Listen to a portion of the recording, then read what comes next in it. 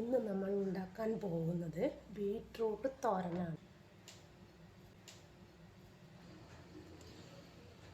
കുറച്ച് കടുക് ഇടുന്നു, വെച്ച സവാള ഇടുന്നു, അരിഞ്ഞു വെച്ച ബീട്രൂട്ട് ഇടുന്നു.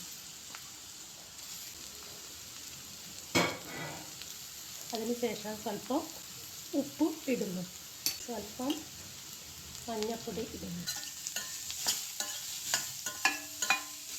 അതിന് അടപ്പ് കൊണ്ട് അടയ്ക്കുന്നു.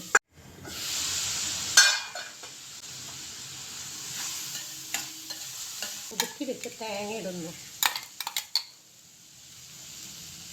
സ്വല്പം ചിരകി വെച്ച തേങ്ങയും കൂടി ഇട്ട് കൊടുക്കുന്നു.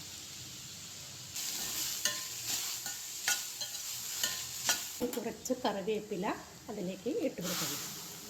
1/2 ടീസ്പൂൺ കുരുമുളക് പൊടി ഇട്ട് കൊടുക്കുന്നു.